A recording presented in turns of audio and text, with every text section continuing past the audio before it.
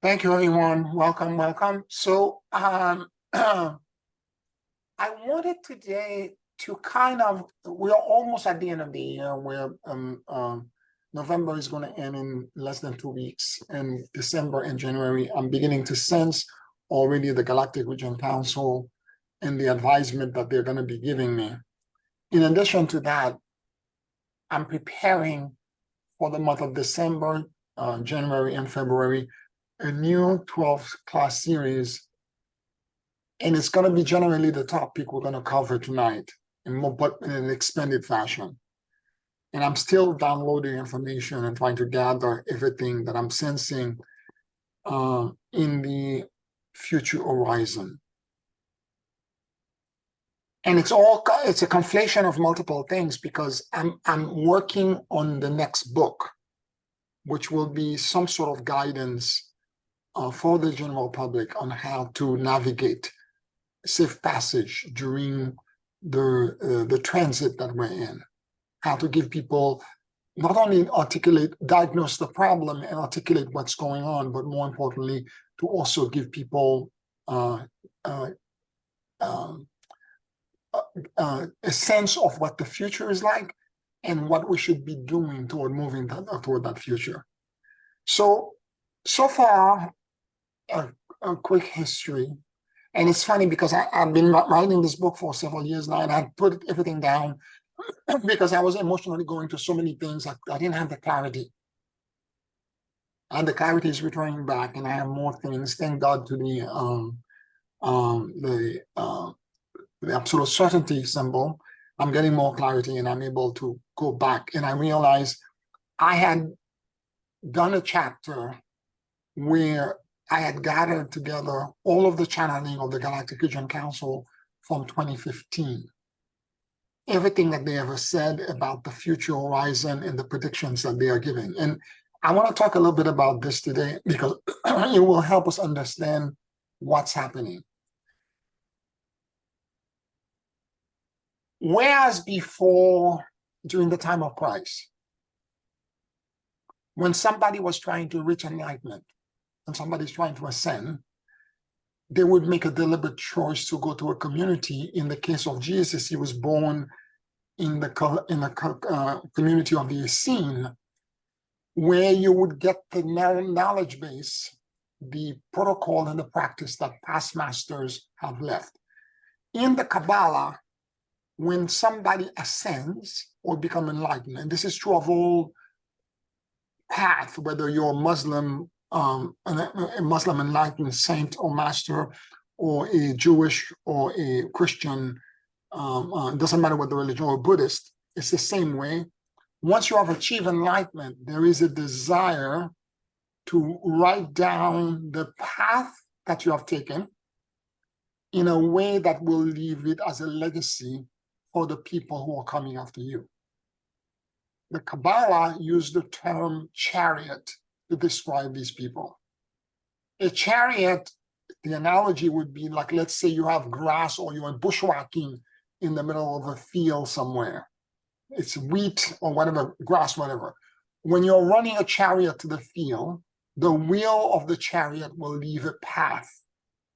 So when you hear in biblical writing the term chariot being used as an adjective to describe someone, they are meaning it to say that the person is living a path, a legacy of knowledge, of understanding, of insight, so that other people can follow in their footsteps. They're creating a path. So all of these ascended masters, saints, holy individuals, always left a path, a chariot. And so during those times, you would go to communities, and typically these knowledge bases were held by initiate, devotees, or followers, and those knowledge bases were shared with other people who intended to mirror the path of the one that's in front of them.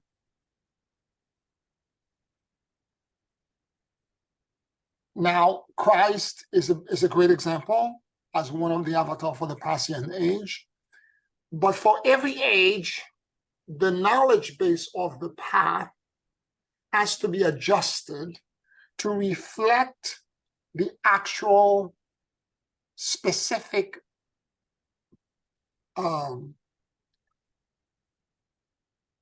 theme of the age that we're in. What do we mean by age? If you think of the Earth in astrology as the center of the universe, around all the Earth or the 12th sign of the zodiac, creating a complete pie or circle. The axis of the Earth is not exactly north to south on center. The Earth doesn't rotate exactly on center. It's slightly tilted 23 degrees to one side, to the left. That axis takes 2,100 years to move to one sign of the zodiac. And that 2,100 year is called an age or an eon. So when the Bible or Holy Book calls about the end of time, they mean the end of an age, the end of an eon. So when the Bible talks about end time, that's what they mean. It's the end of it. And I'm gonna also give you some symbology in the Bible that actually existed so that you can understand. The biblical texts were coming from Abraham to today, or about 5,000 or 5,000 years old. So there were multiple ages that occurred.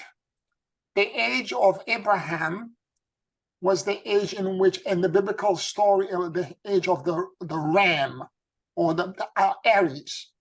So the shofar, the Jewish shofar, was the symbol for that age. And the shofar became extremely important in religious Jewish tradition and ceremonies. Then, if you remember Moses and that whole thing of him going to the mountain to get the tablets, and then there was a golden calf. The calf is the age of Taurus. It marked the beginning or the change of one age into another. Abraham was the avatar for the age of the Aries, and the age of Taurus was Moses. Then with Christ, New Age, the age of Pisces, the symbol for the Christ was the fish. This is what Christ asked all of his disciples to ask them to follow him, so that they can begin to they can help him catch men as you catch a fish, because they were all fishermen.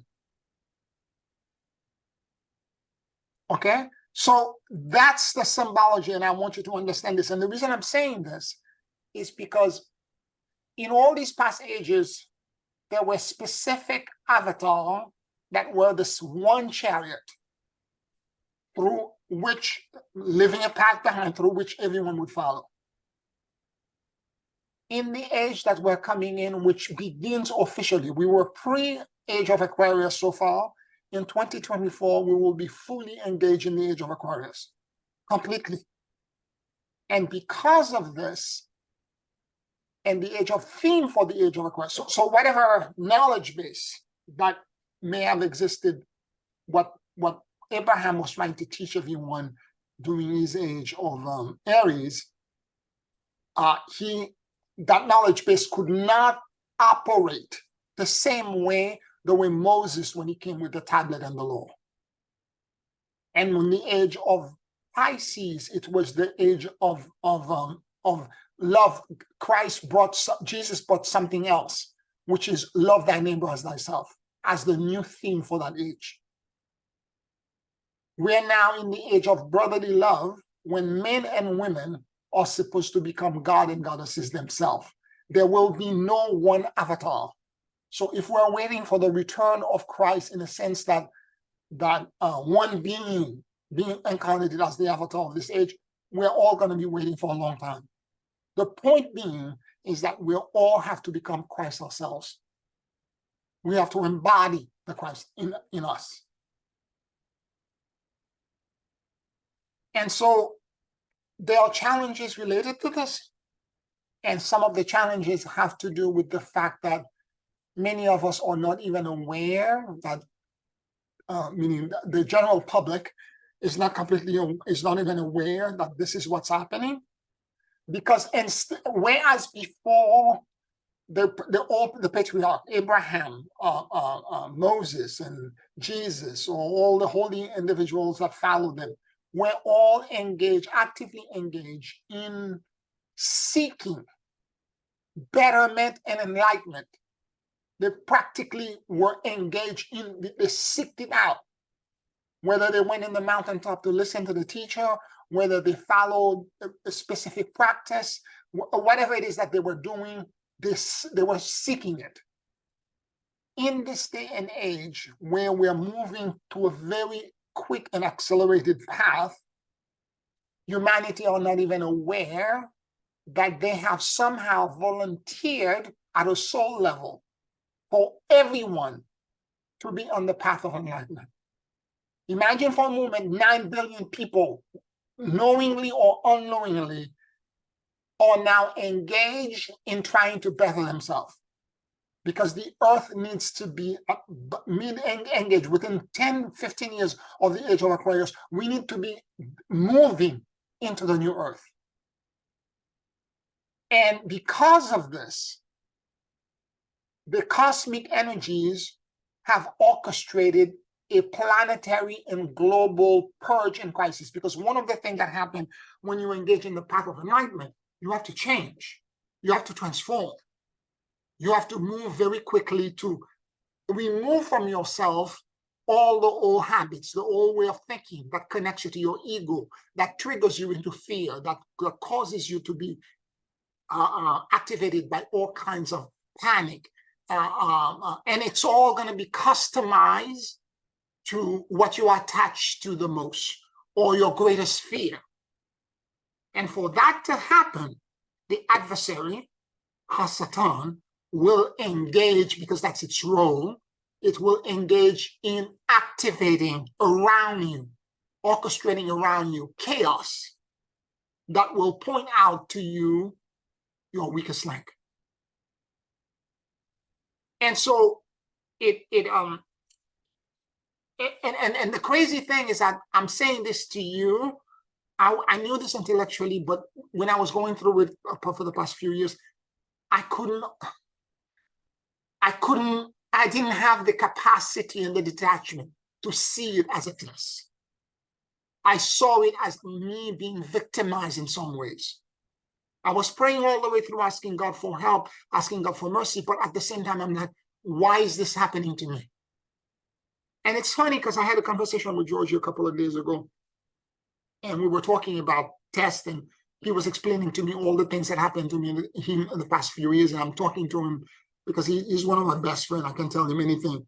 And I'm explaining to him exactly what happened to me as well. And then he said something that I knew, but it didn't register in the same way.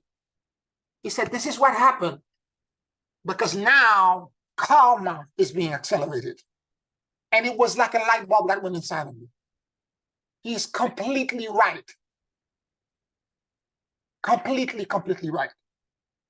Because what the planet and what all of us need to understand,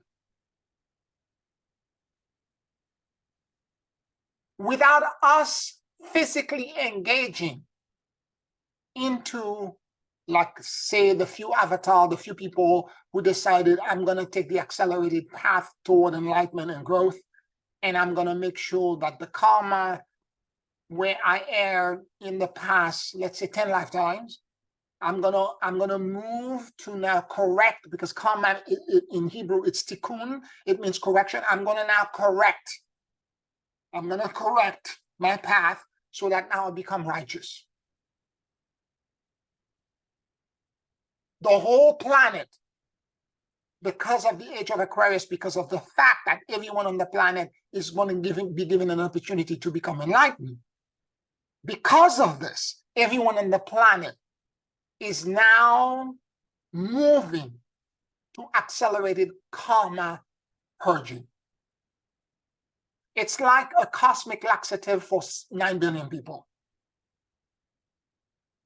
And as such, when you're doing herbal medicine and you take a what do you call that? You take a remedy, and the remedy is a detox, and you detox so quickly, it causes you to have a health crisis. it causes you automatically to become sick because you're detoxing to. It's a similar thing that's happening, but it's very specific to our own karma. Because and what does that mean by karma? The karma is connected to the correction that you need to make so that you can accept the blessings that are coming from God. And that correction may mean, and again, karma is not only negative. I want you to understand in the broad scope. In Sanskrit, karma is to do and to make. It doesn't mean to be a victim. And in Hebrew, the term is tikkun. Tikkun is correction. So whatever correction that you need to make, you make it. So it's an active verb. It's not a passive thing. And there is positive karma as well. And so, in a sense, we need to understand that and bring to the fact that we are the average person that's walking down the street that's going through a crisis. Your friends who are calling you and telling you they are going through a health crisis or financial crisis or identity crisis or they are suicidal or I got the whole full gamut, the full array as a teacher. And you're trying to counsel people and talk to them and trying to give them encouragement and make them see. None of them are understanding. It's because we are in the age of Aquarius, where they are being given an opportunity to become goddesses and God, and therefore they are moving to a quickening of their karma, an acceleration. Now, the positive part of it is that what would take you 10 years or 10 lifetimes to move through, you can move through it if you do the right things in less than, let's say, a few months or a year. So it's kind of that information the public need to know it. Because for us as human beings, what we are trying to do all the time is that we're trying to manage and control so that we can survive. When great planetary fears or things are triggering us, and we have no way of controlling it or understanding how to control it, more to the point, understanding how to control it, we tend to be lost and in fear and in panic.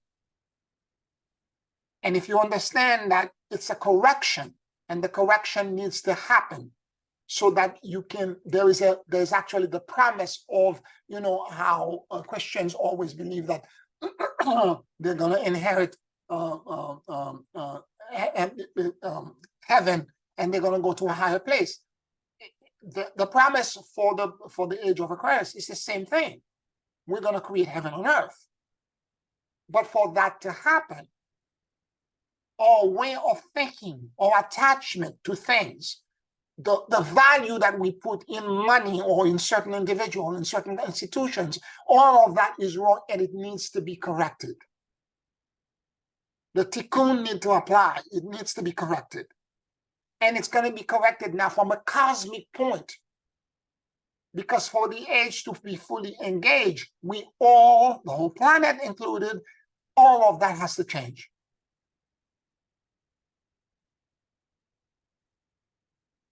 So it's important for us to kind of have that as a background piece of information before we can proceed and move to the next piece, which is not only how to process the information internally for us. This is what I've been teaching you for the past 2.5 years, how to process the information, how to query correctly, how to understanding what kind of energy that you're dealing with, how to ask for help and seek higher power connection, how to surrender it into God, all of the things that I've been trying to teach you. And now the knowledge of the remembrance and the knowledge of the absolute certainty to give us clarity and to give us the connection to the law.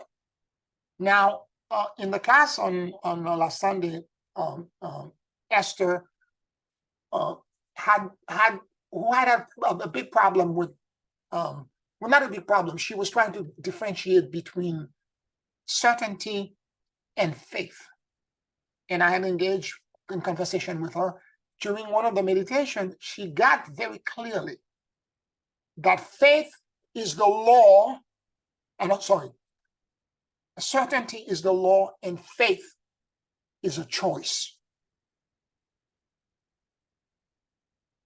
And I think she got it in a succinct manner. Spirit guided her to get it, to swallow the whole thing. And that's the difference. Faith is a choice that you make. And sometimes the faith can be strong, sometimes it can wane, and etc., so on and so forth. But when you're in an absolute certainty, it is the law of the universe. There is no doubt in it.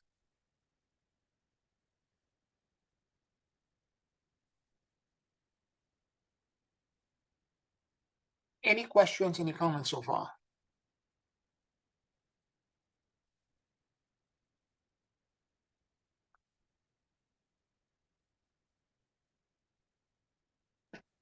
Yes, I have a comment. We're now engaging in our path, as you say, and we have to make sure that we are solving our karma. And the important word that you said was to correct and become righteous. And that word was in my life these last few days or the week. And that is a very strong aspect of our universe that we are learning, because as you taught of the 12 Melchizedeks during the DNA reconstruction, righteousness is that a universal theme where we are, that we're moving into. I just want to mention that. Thank you, Natividad. Thank you so much. Yeah, the correction of the tikkun, we have to stop. In other words, whatever challenge that we're facing, stop trying to run away from it. The way out is to move through it. No matter how challenging you think it is, it's your karma. You can't run away. You can't escape it. You can't go off planet somewhere and escape it. You have to move through it. Because that's the test that's going to make you into the righteous person that you need to be.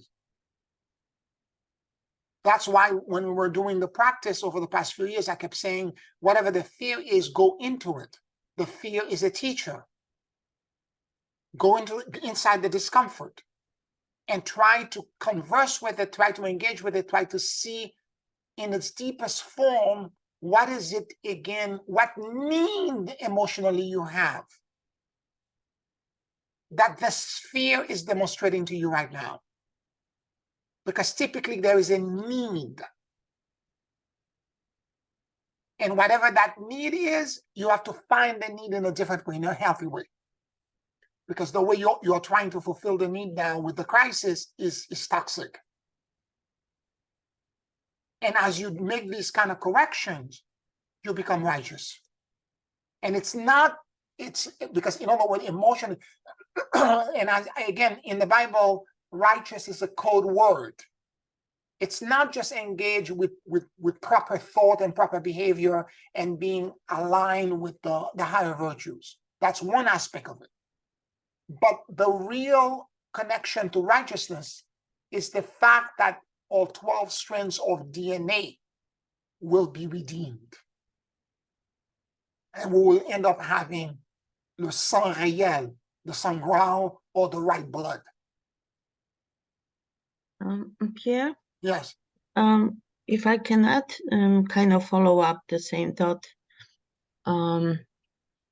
I've been also reminded that we were at some point in the meditation, that we were initiated. We were so blessed to be initiated as initiates to the Melchizedek order, and kind of to remember that, keep that in mind as well as we work through these different things. And to the extent of certainty and righteousness, what I've been noticing lately is that when positive things happen, they don't only happen for me, they impact my entire environment. Mm. And it's kind of like I call it win-win situation, where whatever it might be at home or at work, if we maybe used to be seeking different results, it's like a little miracles where things fall in place, where it not only helps me but also those around me. Whether it's my boss at work or whether it's my roommate, right now in the small ways, relatively speaking, but they big for us, and so I've been noticing that more and more. I noticed that before in smaller ways, but now it just seems to be more powerful. Mhm. And also, I'm also noticing, like, I might be looking at something or analyzing something, and it can, well, I'll give you an example. I bought an oil on Amazon, and I was using just my dousing it, to see if it's good. And I noticed it as I was dousing it, and it was spinning that it was good, but the circle was small. And as I was dousing it, the circle got bigger. And then you can check. I mean, I think the frequency of the oil changed. It got higher, it got better. Mm. And it wasn't so much for me because I was also using an instrument, but somehow there was I'm not saying that I did it, but my connection between me and the instrument that's neutral and the universe, the intelligence, Mm. that created like a triangle, a connection. Mhm. And that connection raised the frequency of it. Mhm. So that I didn't notice that before. That was kind of like a thing that I noticed this weekend. Again, I didn't do it, but because I am connected neutral, and through that mechanism that created that. Mhm. So those are the two things I can think of right now. I like what you're saying a lot, Ursula, because that's one of the state of being when you're in grace. Right, yes. Because of the initiation that we all have taken Mm-hmm. and the connection to the Melchizedek order, Yeah, we've been marked by the Tao. yeah, And because of this, we are now anointed. yes. Sometimes we forget. Okay. Well, yeah, yeah, When we're in crisis, we forget. yeah. But with the engagement of the absolute certainty, a lot of things will come back to you as a remembrance of your true identity. Mm-hmm. I have said this to you before, and I'm glad you're mentioning this because that's exactly how I feel when I'm being asked by any of you or anybody else for that matter to help them with the crisis that they have. And it may start out as small as me just releasing an intention, and suddenly there is a miraculous transformation that happened for the person. And I like the way you presented it. It's not me, it's the connection that I have to whatever it is, to the universe that's creating the miracle. Because the sense that I have a lot of time, it's like I'm blinking my eyelid. It's that easy. Yes, yes, okay? yeah. There was an intention, there was a desire, but it become that easy that I just blink my eyelid. And you know completely well, and this is the state of surrender what we need to be in. This is a great illustration for this. This is the state of surrender that we need to be in, to allow God to work through us. Right. And that reminded me when Lord Melchizedek, when he initiated us, he said, everything around you will turn golden. Yes. And you need to be aware, because at first might be little things. Yes. The people show up, a help that you need, it's like you get what you need versus you get what you want. Yes. And if you think about it, it's so much more important that you get what you need. Yeah.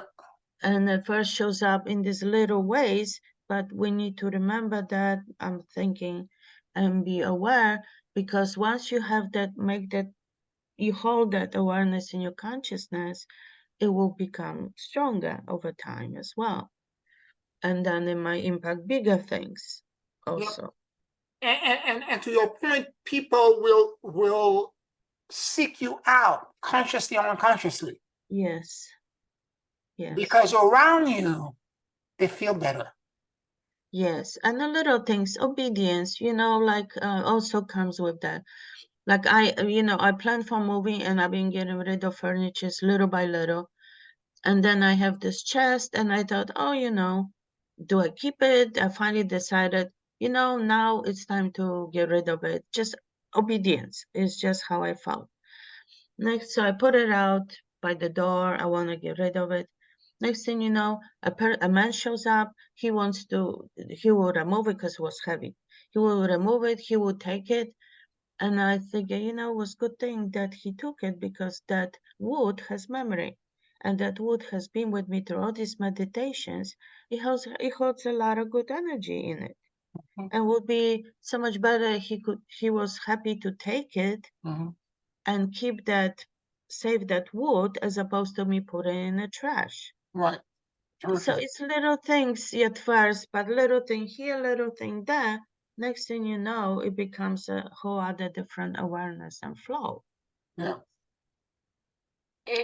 And again, the engagements of being how we alter and change things around us without knowing that we're doing it. In our family, in our circle of influence, in our friends. Yes.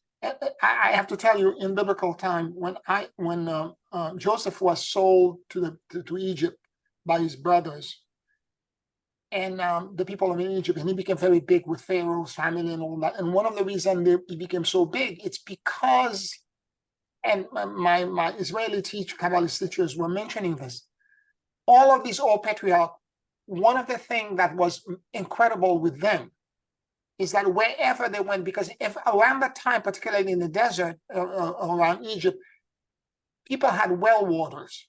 A lot of time the waters were contaminated.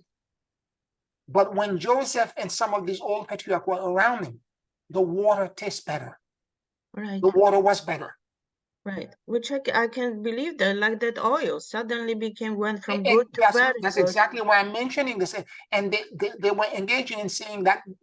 And in fact, this is one of the reasons why Jacob, another patriarch of the Bible, who became ultimately Archangel Uriel, was also lamed by the angel that he wrestled, which was a higher version of Uriel. It's a way to keep him around so that the blessing that he holds would remain around his progeny. Right. Right. Yeah.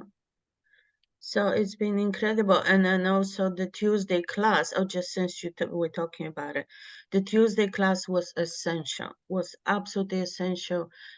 Some of the things I noticed before, but not as much. And since we did this last 3 weeks was so impactful, and Pierre was just the cleansings, the higher rays. It was just like you said, a bomb. And that also helped to speed it up and remove a lot of stuff. So that was also a big part of that. And I want you to hold in your mind the fact that you don't have the power. And I keep saying this to you all the time. When anybody said, Pierre, I don't know what bless your holy name for whatever you did, blah, blah, blah. And I've kept saying all the time, it's not me. For me, it feels like I'm just blinking my eyelid. It's the God that's in me. It's not me. Oh yeah, I mean, when I was dowsing, I wasn't dowsing it with a dowser. I have, I wear the things that I buy on Isha, the Isha website. But it was I could feel I wasn't doing it. It was that instrument doing it and connected with. You can feel it. Yes. If you just I could feel I wasn't doing it. But at the same time, it was done for me. Yeah. It was more like it was for me than me doing it. Yeah. Totally, yes. Terrific, thank you. Anybody else? Yes, I have a short experience to reveal. It's exactly what Ursula says, to situations we have, and as initiates of Melchizedek's, we could move into whatever we're doing. And also how you explained here that the universe and God orchestrates those situations that we all learn.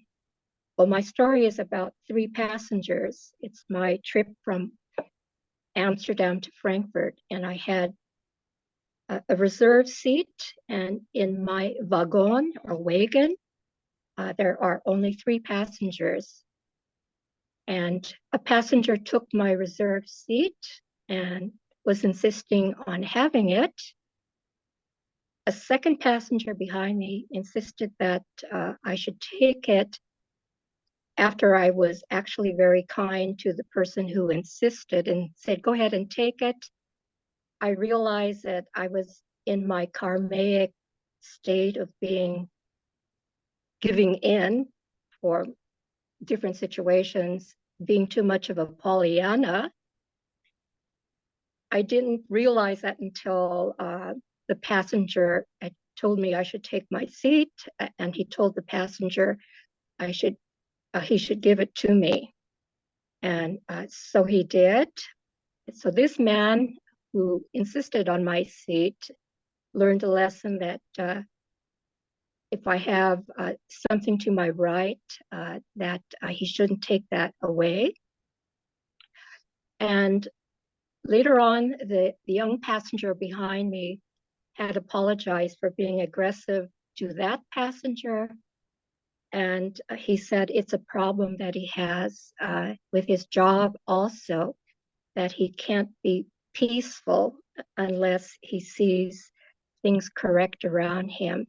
But the way he projects it to others is not unpeaceful. So I found myself all of a sudden giving him a lot of counsel for peace and neutrality. So he learned his lesson and will apply it, and I'm sure he is applying it. He's a flight assistant every single day with 600 passengers himself, and he can transcend his aggression, move into peace. And he was worried because he didn't know, how could I say this, that peace doesn't exist in the world. He didn't see that peace begins with ourselves and how we project that out. And that resonates to the people then outside of him, and we can bring more peace in the world this way. So this was an astounding experience that I had, because all 3 of us in that wagon, in the wagon, learned our lessons. That's it. Terrific, and I think that's really a great testimony and story, because again, that was the reason for the conflict, because you had to bring that information about peace and counsel them, and it was private, it was to be intimate, it was the 3 of you that needed to learn this lesson. So that's beautiful, that's absolutely stunning. And again, we don't know how the correct, and it's so funny, how the correction, the tikkun, the karma, it comes in to try to show you the righteous way, the better way. And it comes everywhere. And if you pay attention to it, you'll begin to notice it. Like, I have conversation with my 2 senior friends when I go to the waterfront to meditate, and all kinds of, and one of them, my friend Janet, she's very engaging with people. She talks to anyone, the police officers, you name it. She talks to anyone.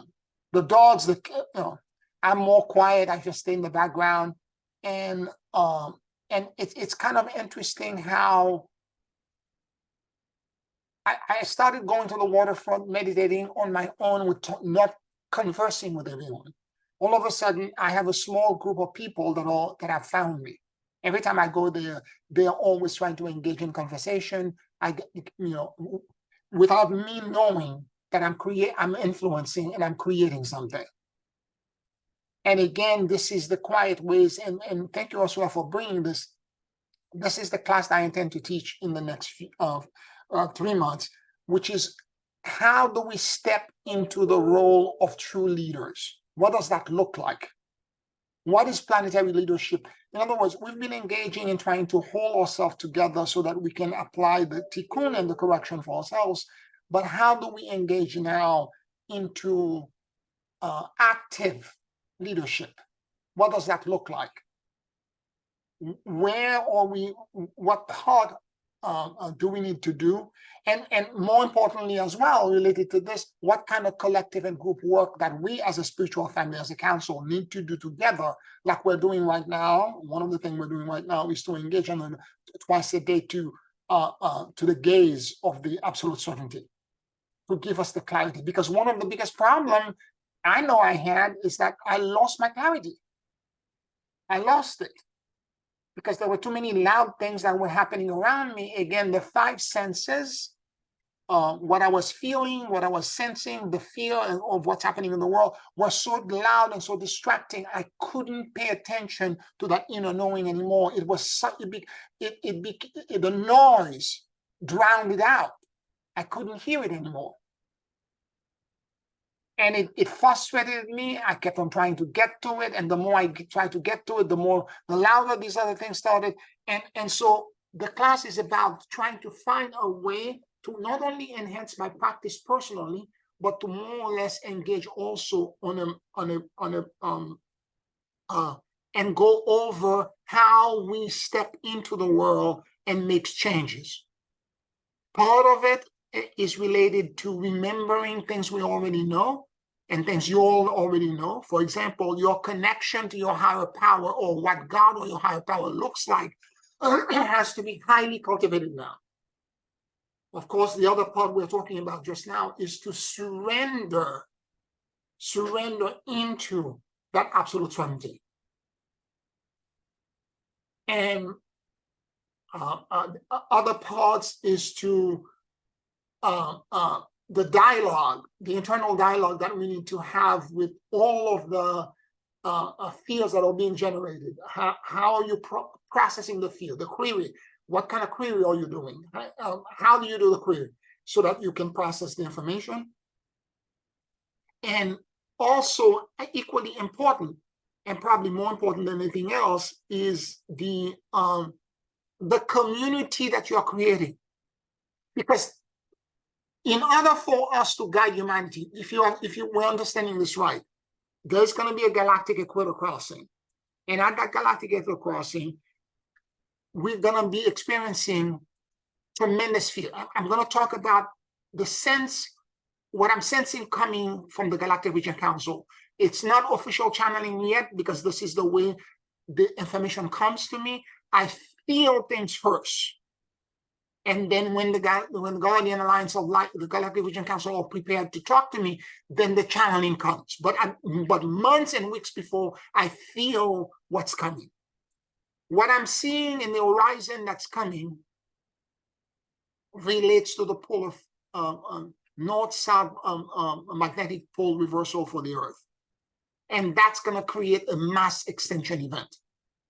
Animals, plant species, individual are gonna be catastrophically affected. Connected to this will be a major X-class solar flare.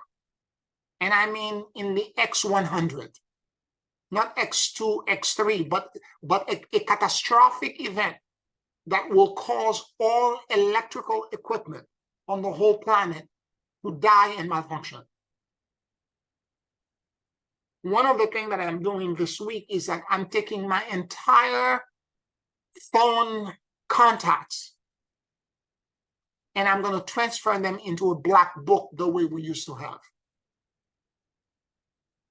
Because one of the things that happened when I learned when the blackout we had in New York City, when you don't have power, you're disconnected to the world because you cannot open your app to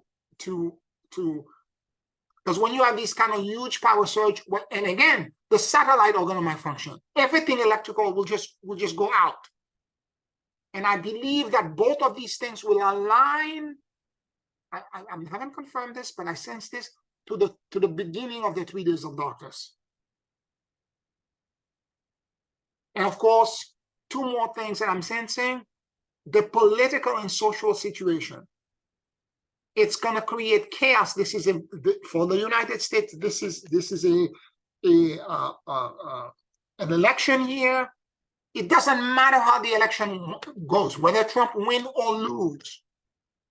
It will ignite chaos in this country, and not just this country, globally. By the way, just yesterday, and I called Georgie last night to tell him this, because The Economist magazine in the US, they predict what's going to happen. And they had a dire prediction about the Trump presidency. Not for the United States, but for the entire planet.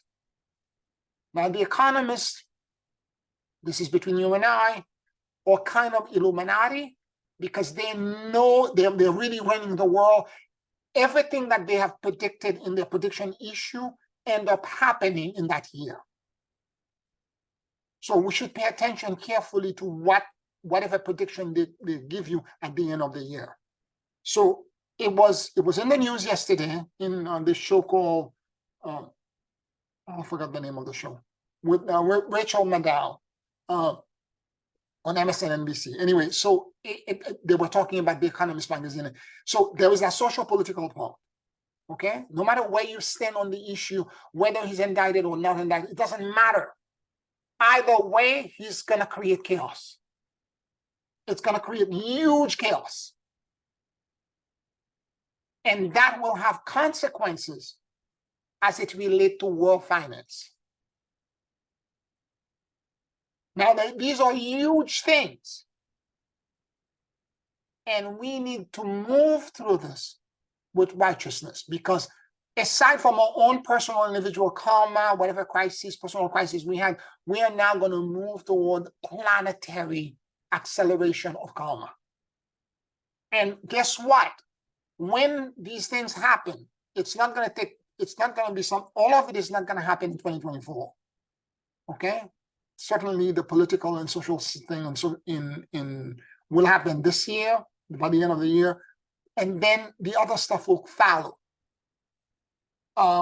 And when they happen, people are going to look to us the same way the 2 passengers in that wagon, in that train car, were looking to Natividad in a way to find peace, to learn about peace. So we need to figure out a way to stand up and to stand fast and to maintain our composure while all of these changes are taking place. I'm telling you this, and I know how difficult it is, because there's nothing that's happening in the planet now. And when I go back over all of the channeling for the Galactic Region Council, going back 2014, 2013 until now, there's nothing that they're saying that's happening in the world that they did not say, they did not predict. But when I was doing the channeling, I was in the cosmic realm, connected to higher power. I was so disconnected to the emotion that these things can create in a human being. Now that I'm as a human being on Earth and these things are happening around me, I am emotionally performing. And I've said this to you before, and I remember saying this, and Marjorie said to me, I don't understand why you're always in fear. You keep saying you're in fear. I don't understand why. When you see the future, you cannot unsee it. What I mean to say is that when you see a landscape of what potentially can happen, you can have some detachment to it, but when it begins to happen, first of all, if it's a disastrous thing that you are foresawn,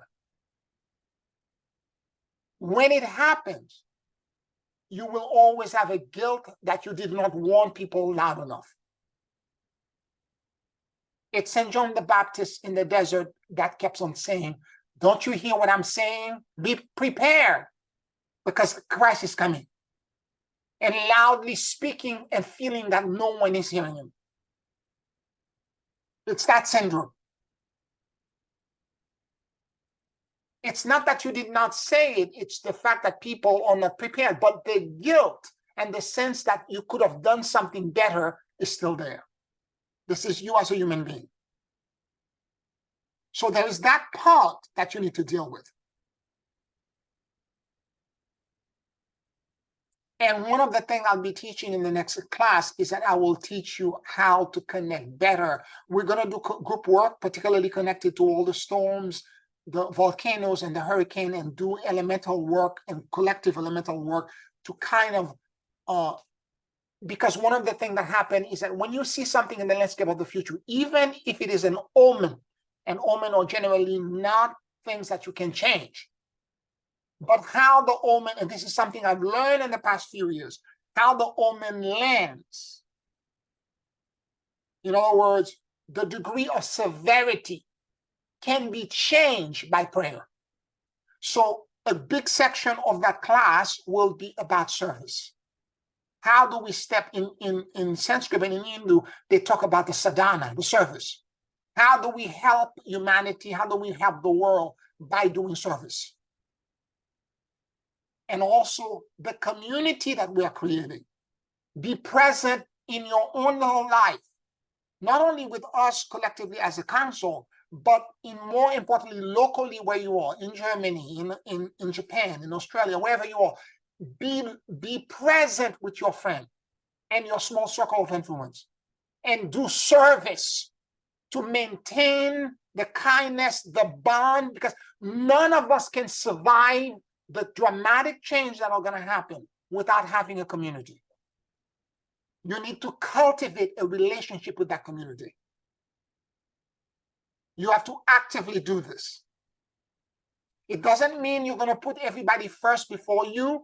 It means that there are certain things you're going to be better at, and people are going to lean on you, and you give them support. And there are other things that they're going to be better at, and you ask them. Again, you have to learn how to ask for the community for support. Like asking for people to pray for you because you're going through a challenge.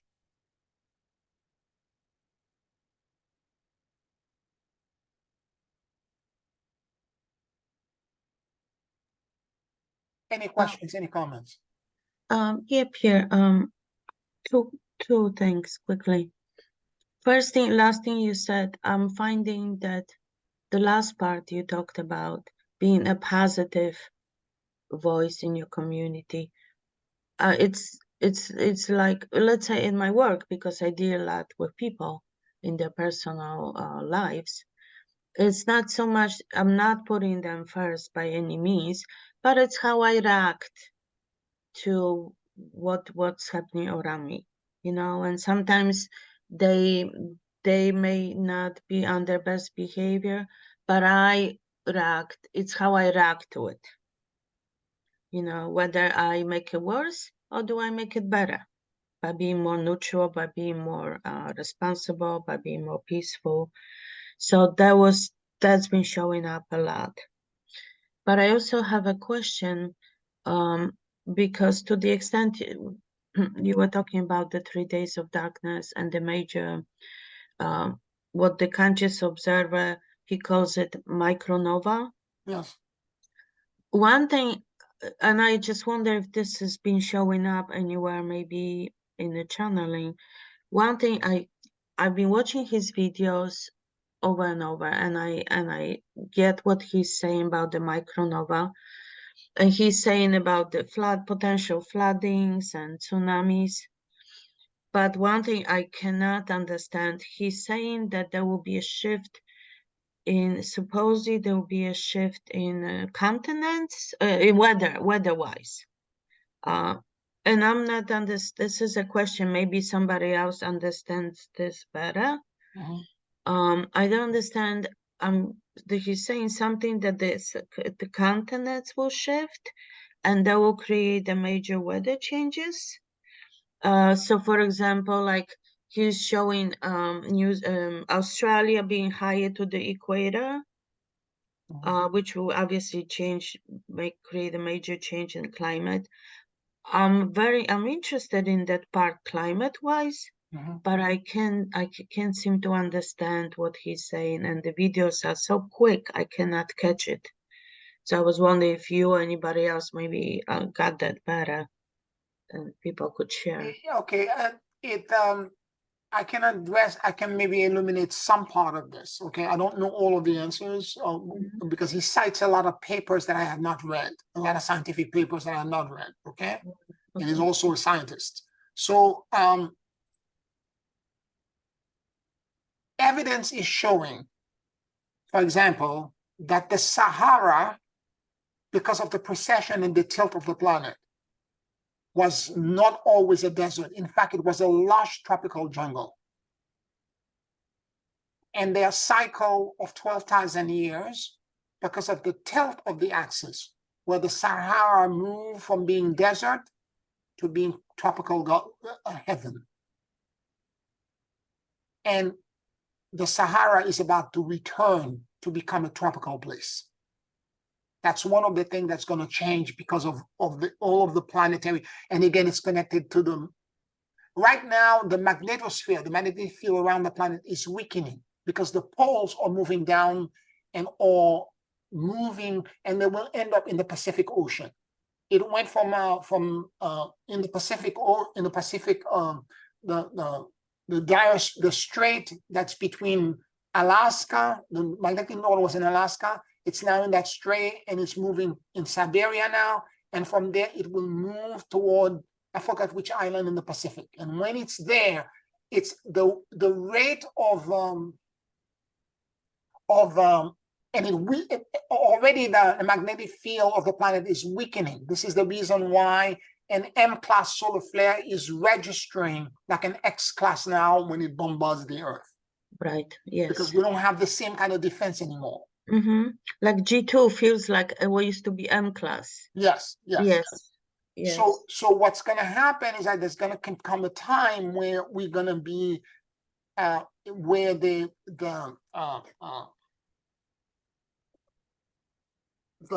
magnetic field, there will be multiple north to south pole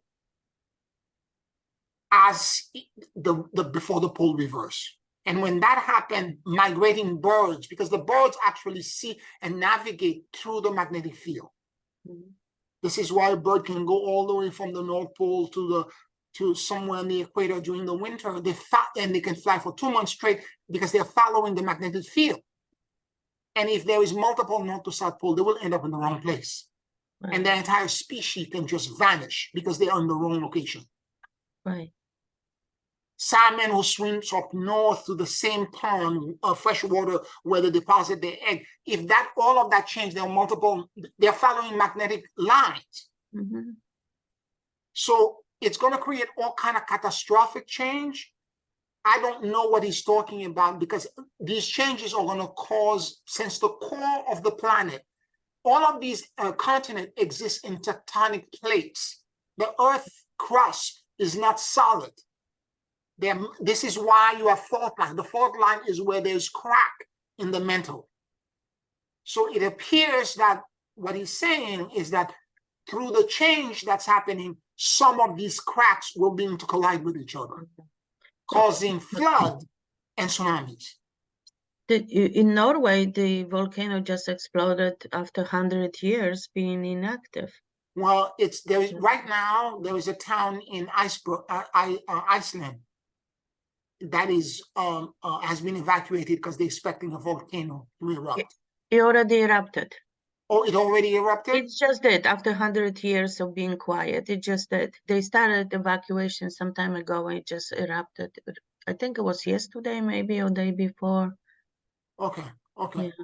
But did you get any impression, like let's say for North America, for us, for North America, if the climate's going to get colder or warmer? I couldn't understand. It's going to be both. It's going to be, it's what we're going through right now. There are moments where it's going to be freezing, and then other time it's just going to split, and in a moment's notice, it's going to be extremely warm. So it's going to be extremely unstable. So just more extreme in general. That's More what. extreme, yes. Okay. Well, Flood if in one area, the next thing you know, it's like what happened to California. There were fire, and all of a sudden rain, what they call the atmospheric river. right. So Okay. much rain falling, 10 inches of rain fall in less than 10 hours. Right. And it Okay. floods everything. Okay.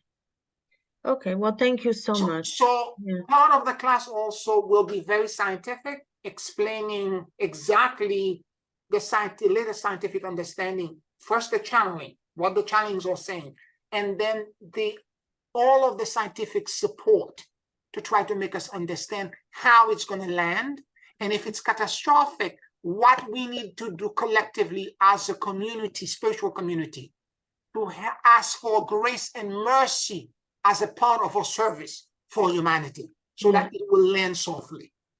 Well, because ultimately all that's going to lead to the 3 days of darkness. Right. And that's going to be huge.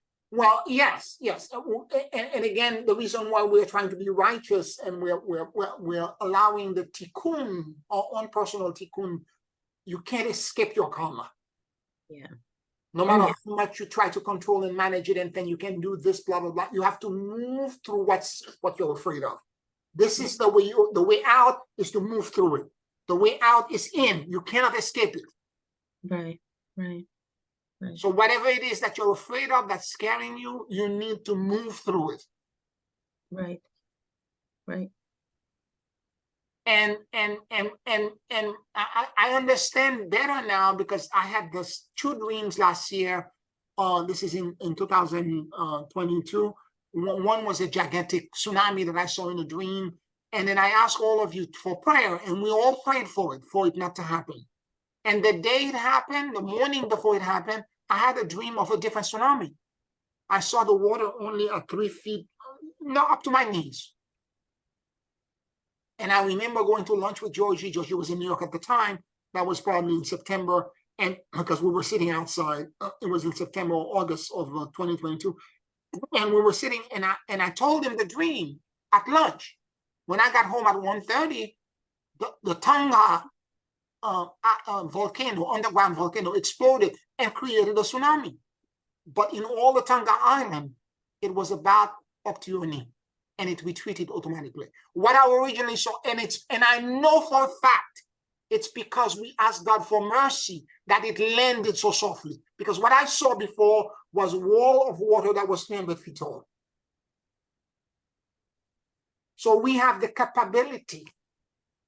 We're not going to stop what's going to happen, but we can make sure that it happened with mercy. That's where service comes in. That's the role that we're supposed to play. It's not just at the Galactic Equator Crossing. We have to do this. We have to prepare and start doing this throughout for the next few years until that crossing. Does that make sense? Oh yes, totally. Thank you so much. And these videos really bring it home how it's not going to be only spiritual, emotional. It's going to be very physical. Yes.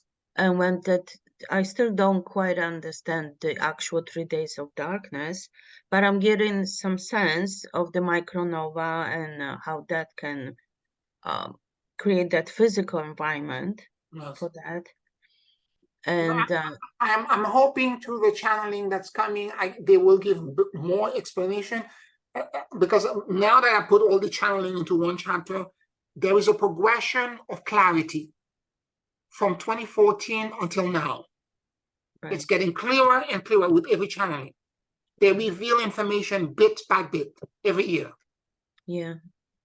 Well, we need to see it too, otherwise it's just irrelevant. Yes. They're just making it, revealing as it's relevant to us. Yes.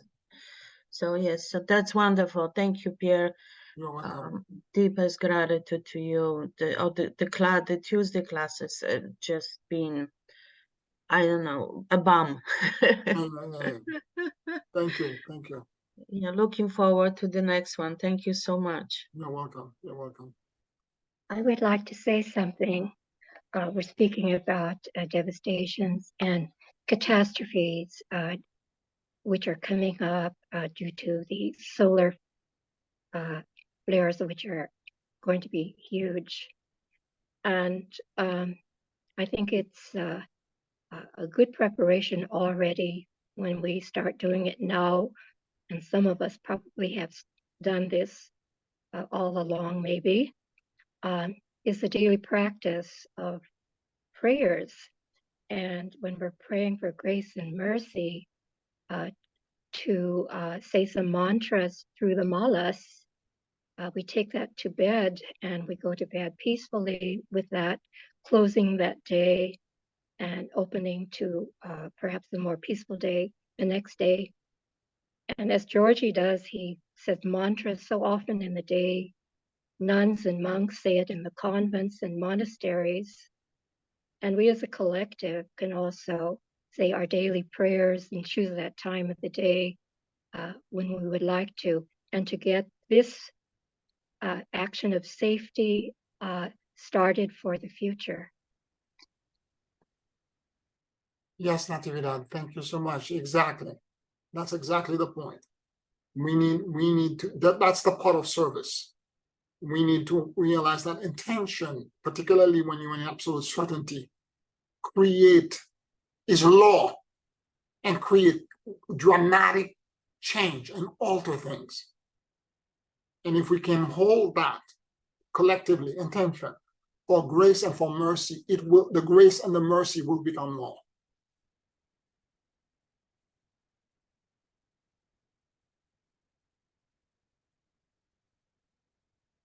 Any other questions or comments?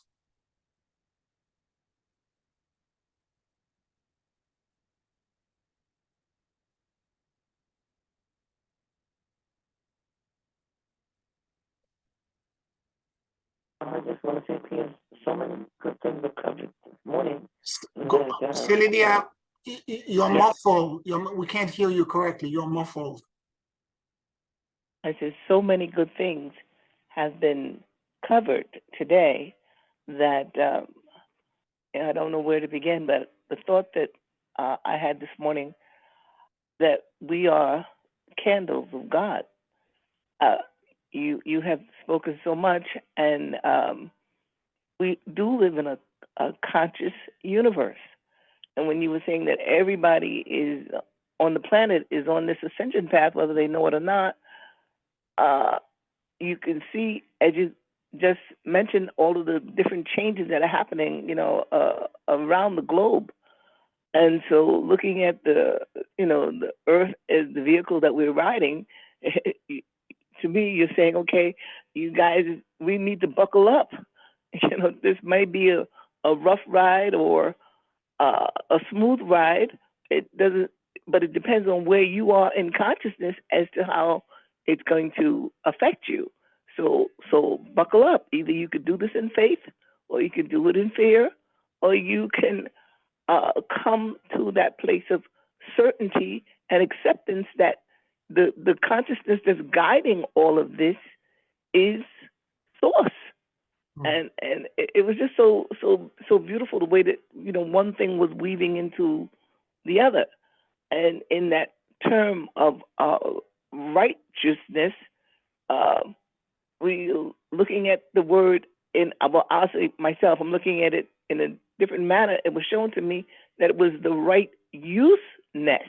And as we are uncovering more and more, we're understanding how these things are to be rightly used. And so as the time of darkness, whatever that period would be, we being the candles of God placed in different places around the globe, as we are consciously in a conscious alignment, as we're being directed in that moment, there will be that essence of light that we will lend to our environment that will dispel the chaos and the darkness. And so it's like watching a fan unfold. and it's really so so beautiful. So I'm just thankful this morning for being here in my right mind and in a body that is still useful, and lending myself to all of these corrections. And as you said, I'll call my husband, speed it up, so that some flesh will be still alive on the planet, because the planet will survive. We're talking about humanity, the flesh itself, that is in the process of being purified, so that we can continue our evolution. So it's just beautiful. Thank you, each and every one. Thank you. Thank you, Celia. Thank That's you so all I much. have to. Yeah, thank you so much, because it's kind of like when we are dealing with our own challenges, sometimes we don't see the community, we don't see the leadership. So the class will be about actual leadership in practice. What does it look like to be a leader during the transit into the new earth? What kind of practice should we be doing individually and collectively? How do we find the community that we belong to? Not only us together, but locally. You know, the friends that you're gathering with, what role are you playing in them, and what support are you looking to receive from them? Because it's a two-way street. It's not only the role that you play, because it's you as the giver, but you have to learn to receive from them, because they have something they're going to contribute to you that you need, because the scales have to be balanced. You have to figure out how to ask for help. How does the community support you? And when to ask for help and when to help others. So those are all the stuff that we need to figure out. And as I said earlier, all of the scientific information, when the channeling started in 2015, 2013, I didn't know what these things were. When they're talking about 3 days of darkness and multiple parallel realities, I'm just scribing what I'm hearing. Now people, pole reversal, and I don't know, as it says in the Gone with the Wind, I don't know nothing about birth or no babies. I just don't understand, but I scribed it down. But now there's a lot of scientific support, particularly in the Suspicious Observer YouTube channel. There's a lot of scientific support for what I thought were just, at the time, my imagination, my crazy, overactive imagination. Of course, there were channeling that were coming through, but at the time, I had no context for these things, because that information that's now being scientifically proven was not accessible or available to support it.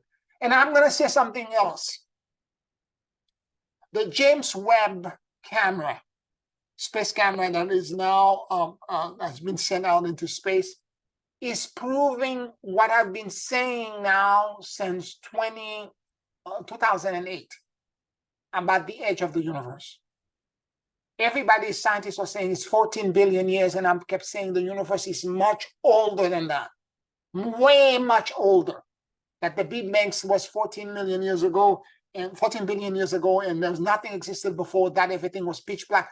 I'm like, no, it's much older. The James Webb just proved, because there are galaxies, because of the light that's coming from the galaxies, that prove they're older by several million years, almost a billion years, than the Big Bang. So I remember at the time somebody challenged me, and well, this is the scientific. I'm like, you don't have the instrument to prove this yet, but it will be proven that the universe is older. Some people or scientists are saying now maybe what the James Webb they're postulating, that what the James Webb is discovering now with a more powerful camera, that actually it might have been a previous universe that may have died to give birth to this one that we're existing in right now, or ascended for that matter.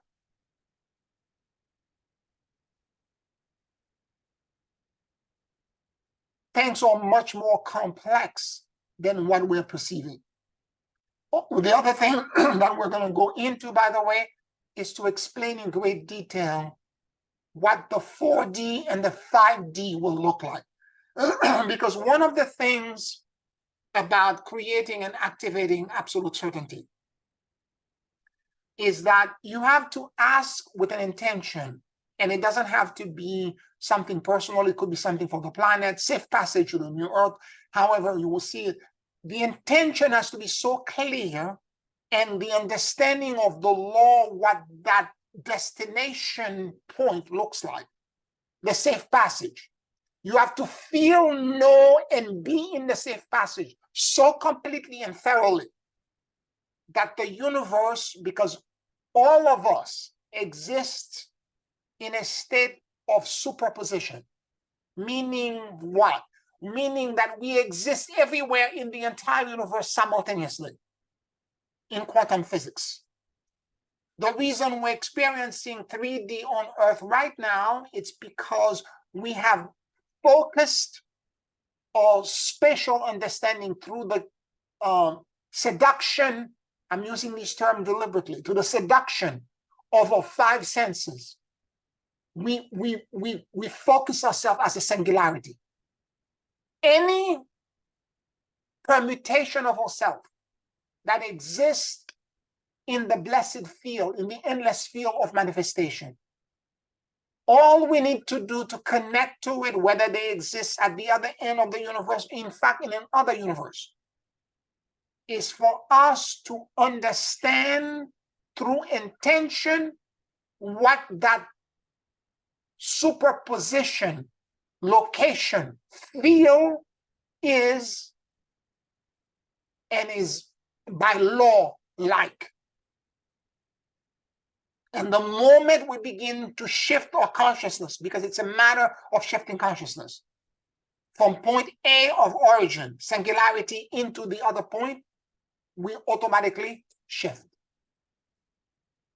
So, to my understanding right now, at the 3 days of darkness, 144,000 of us or more will need to locate and understand what that 5D location is, feel, and is in actuality like, in absolute certainty. And the moment that happens, we will shift through superposition into that new location. The same way that Makshoni was able to move through the water and change natural law through absolute certainty, because in his mind and his trance, he was already on the other side of the Dead Sea.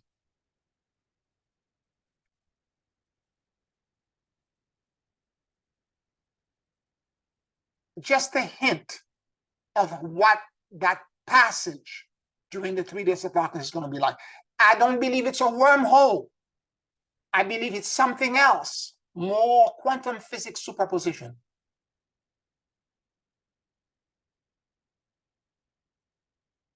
All of us existing as plurality everywhere in the universe simultaneously, and shifting our awareness into the bus and the collective that will go to the new earth.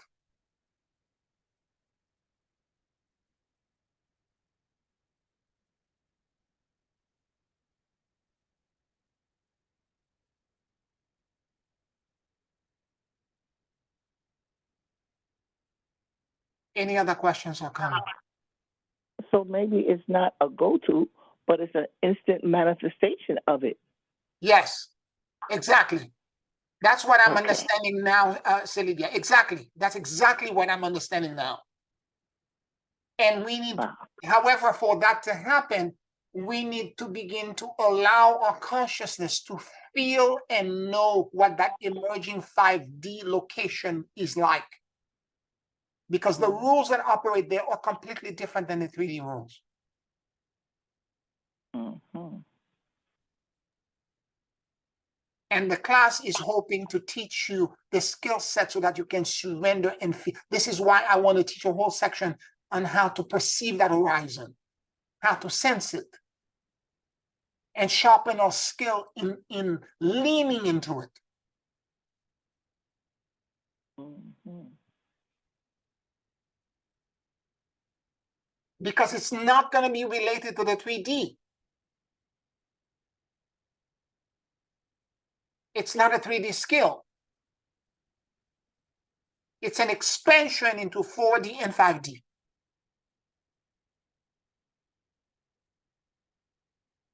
You see what I'm saying? Yeah. Yes.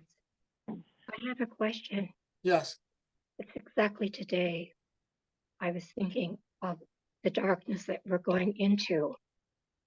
And we are all in a collective, beautiful spiritual path. And we wish to be comforted also while we're going through our path at different places in the world, whether it be here in Europe, in America, in Asia. And so as souls, we're in our positions alone, but the divine doesn't want us to be alone while we're going through the process. And I have a feeling, or I would ask also that the celestial light bodies be with us to go into this transition. You've had in your life the appearance of the guardian council member who appeared to you and gave you all the information that we needed for all these past 15 years or so. And Lady Lakshmi appeared to you and other light bodies. So I ask you to, do you feel that the celestial light bodies will help us through this process as we're guiding others also into the shift? Yes, not even that. That's exactly the role we're supposed to play, and they will support us. But they will not do it unless we ask them. So the whole point is that we have to ask, and this is where the part where you're connecting to your higher power and communicating on a daily basis to them. And of course, the absolute certainty is a doorway. It's the key to it, because it will provide you with that. But before I start, it's not that I didn't know about the absolute certainty, but before that, I could get to it through the torsion field. For whatever reason, right now, it's more difficult for me to get to the same place with the torsion field I used to. And I have found, for me personally, that the absolute certainty bypass all of this. And I get right there after Daisy. And it's much easier for me to get. But when I do the torsion field, it doesn't get me to the same place I used to get to, let's say in 2013, 2010, 2018. It's not the same. I don't get to the same place. For whatever, something has changed in maybe it's because the poles are reversed. I'm not sure exactly why. And I don't need to know right now. I just need, thank God that I was inspired to reactivate and reconnect in that way with the absolute certainty. And I now realize that that is giving me the connection that I need. Right? So whatever way you need to do it, connect to the celestial will support us, because God has no intention for us to perish. The celestial hosts do not want us to perish. They want to guide us with greater ease into that ascended tomorrow. And by us having a practice of prayer and meditation in connection to them, we will begin to create the ease, and that will bring us into the mercy and the grace of God. Pierre, I just want to mention quickly, you know, in the sutra write-up that we have, Yes, we're asking for safe passage. yes, When we're doing the sutra, it's the language is there. So like when I'm still doing the sutra on a regular basis, and I'm still, you know, repeating that part that asked for the safe passage. right, So that's one way to keep that alive, to yes, keep that intention going. yes. Thank you for the reminder. That's the Antara Sutra that I sent to all of you a month ago. Thank you. Any other questions and comments before we take a water break?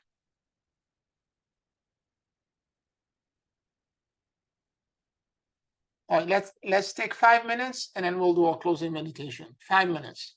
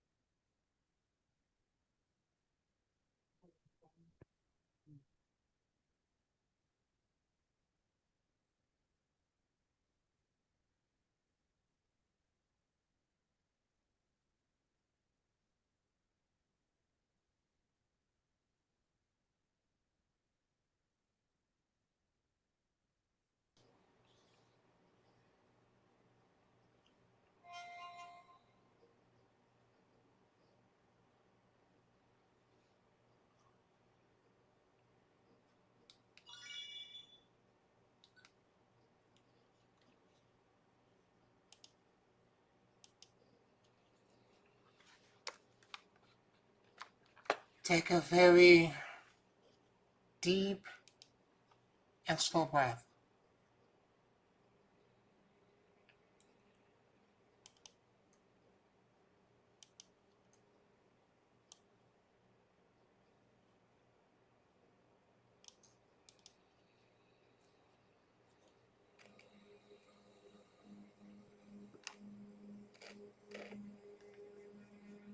And as you inhale and exhale deeply and slowly,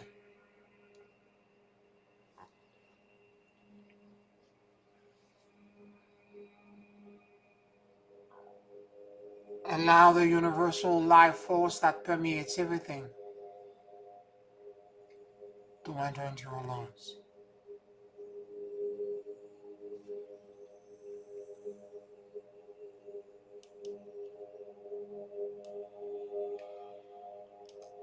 Keep breathing deeply and slowly.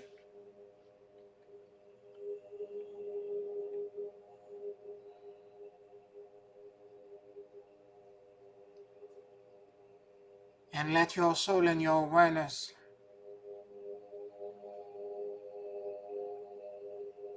drop in the middle of your chest.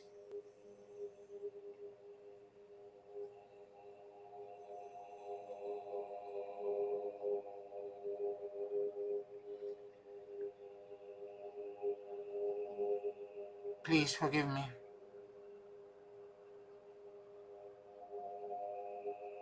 I love you, and I let go.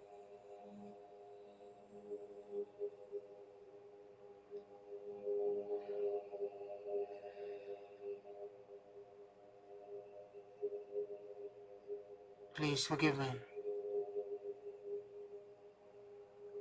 I love you, and I let go.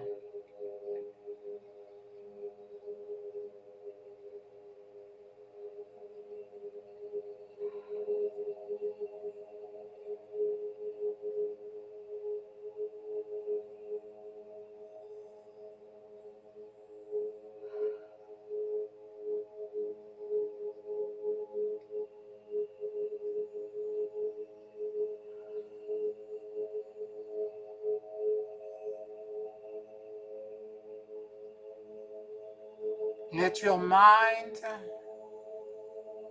and your heart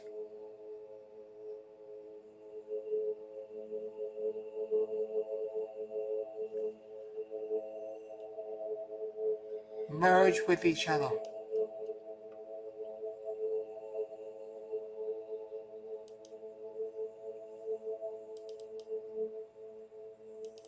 And notice what you noticed.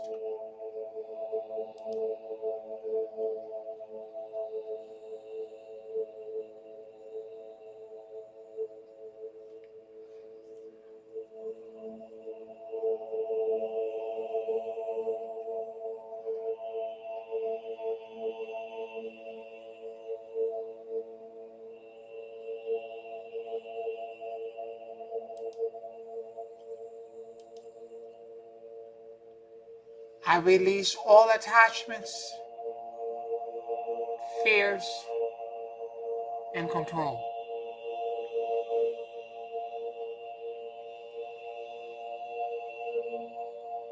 And I surrender into the great emptiness and endless luminosity.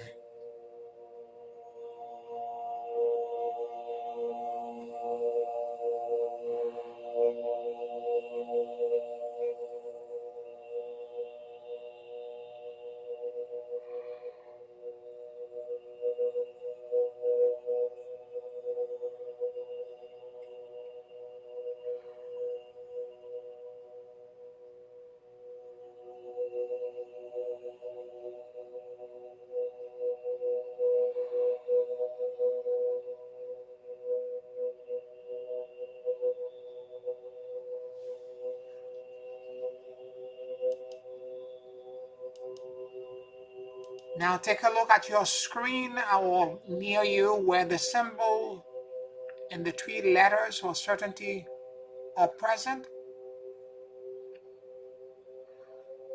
And from right to left, yin, resh, ayin, resh, and yod.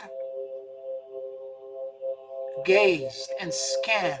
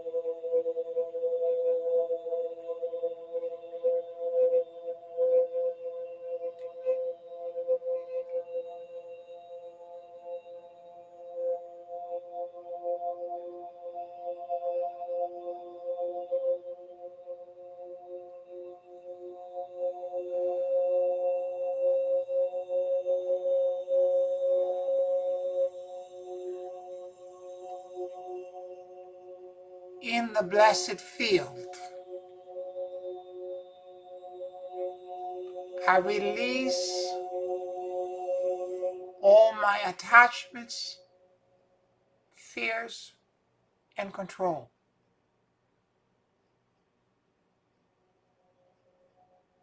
I elevate my faith into the absolute certainty of God.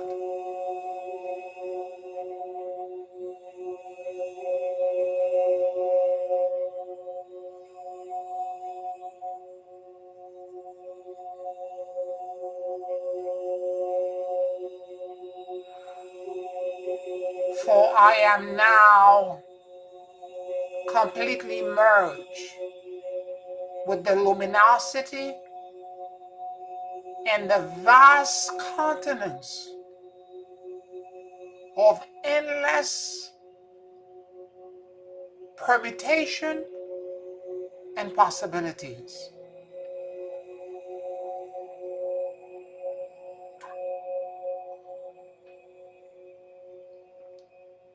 And let the laws and the cosmic decrees that operates all these instantaneous and miraculous potentials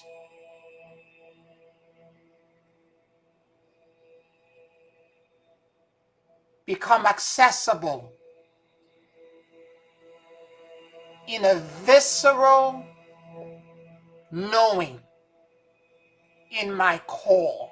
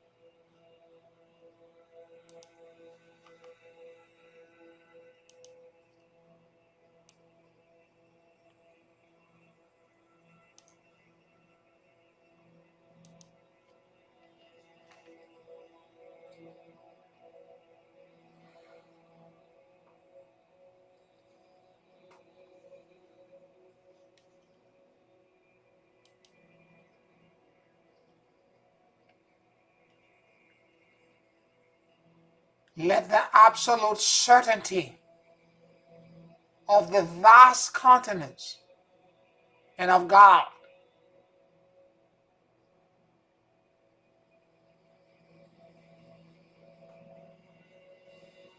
be one with me.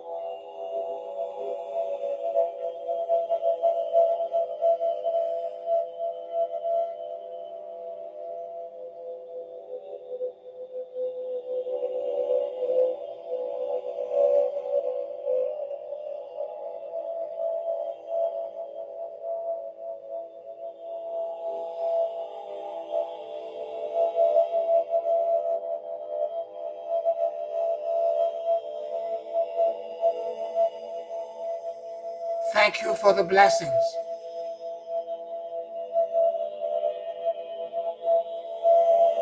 I accept the gifts and I receive with gratitude.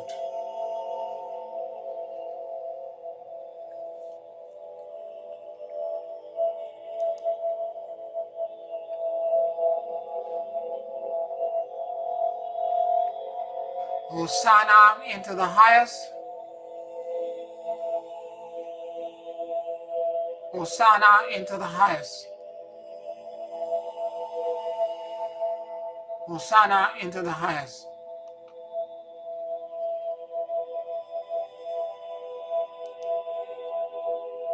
Take a very deep and slow breath.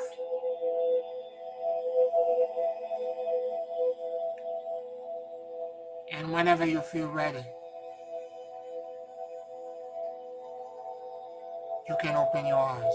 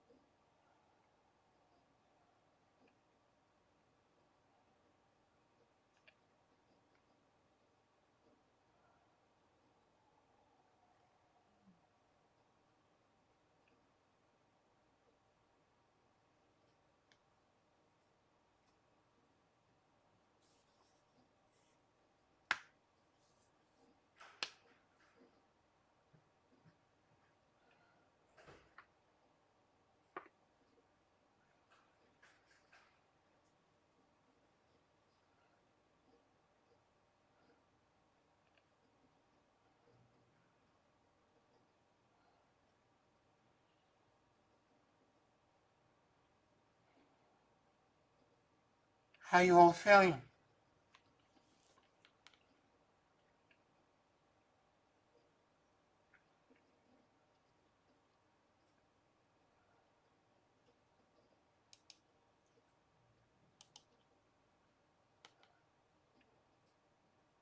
Good. Thank you, Pierre.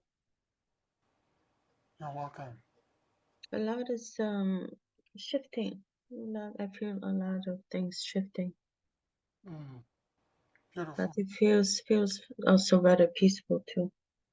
At the same time. Beautiful. No matter what challenge that you're under, if you're in absolute certainty, nothing will touch you. Nothing. You will find the grace, the mercy. You will like you. It's like you're covered with an a protective field that nothing can touch. Remember, you were all anointed by the towel. You've been touched by grace.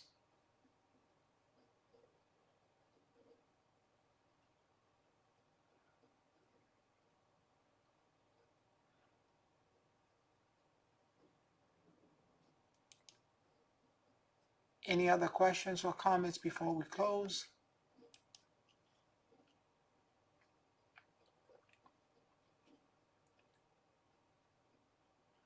Thank you for today and all the blessings, Pierre.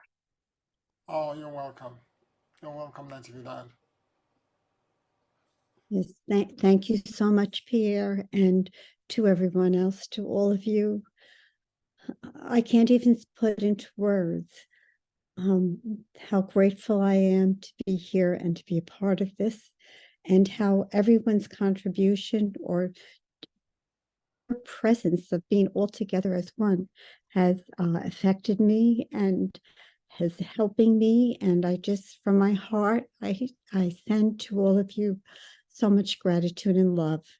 And Pierre, I can't even put into words what you are presenting to us and how you are helping us.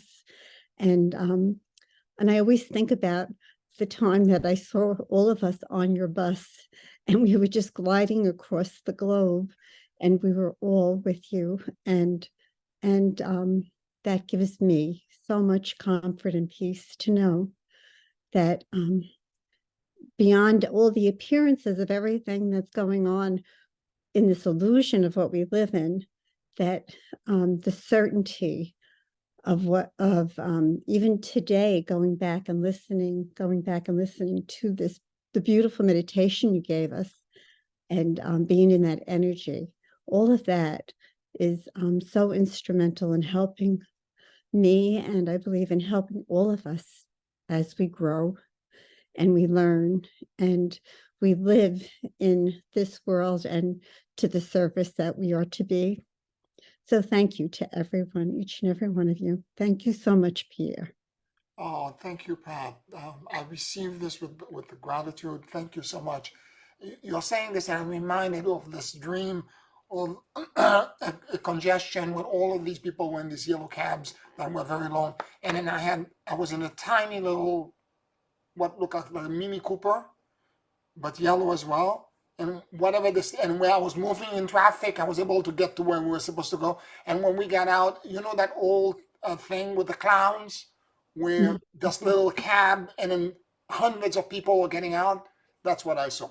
I saw it as a Volkswagen, but Mini Cooper or Volkswagen, it would be fine. You know what I'm saying? A tiny little thing compared to everything else. But it seems like, I'm like, well, these people, were they all here? All of you were in the cab with me. I was so shocked, like we all could fit. But there it was. Anyway, I love you so much, family. Deep love, and we'll talk in 2 weeks. I'm gonna finish writing what I'm doing for the next series, and I'll post it hopefully the middle of this week coming. Okay. Happy Thanksgiving. Enjoy your turkey. Enjoy your family. Love to all of you. Thank you. Same to you, Pierre. Thank you so much.